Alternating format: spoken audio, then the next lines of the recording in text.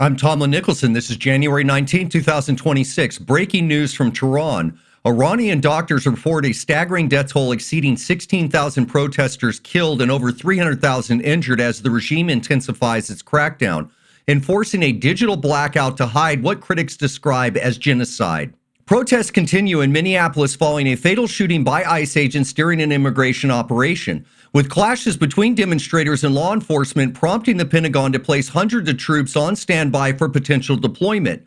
Minnesota officials, including Governor Tim Walz and Mayor Jacob Frey, face federal investigations for allegedly impeding agents amid calls for major changes to the agency.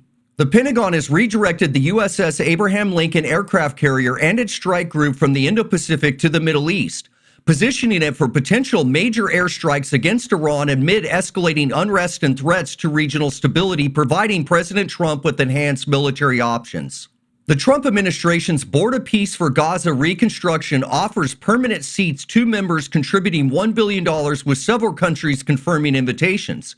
The initiative aims to oversee rebuilding efforts amid broader Middle East diplomacy, including plans to end the conflict. In Iran, the chief prosecutor has dismissed President Trump's recent thanks to the Iranian regime for reportedly canceling 800 executions of protesters, calling the president's comments nonsense and insisting that response to the rioters remain rapid and decisive, with numerous cases already leading to indictments and court proceedings.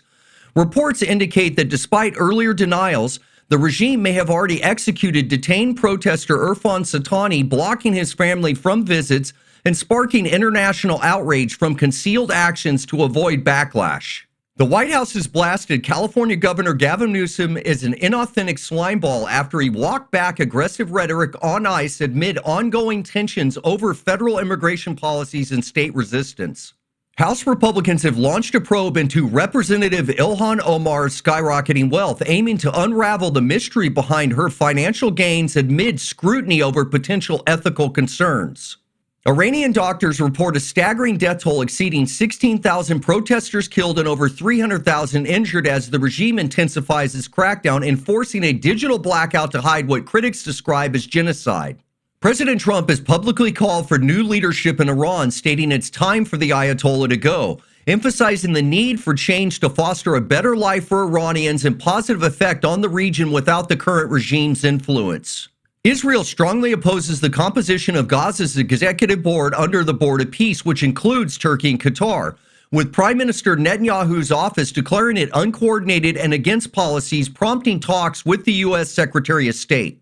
Virginia's new Democratic governor has rescinded an executive order requiring state cooperation with ICE, a move critics label as extremist despite his campaign as moderate, raising alarms over immigration enforcement.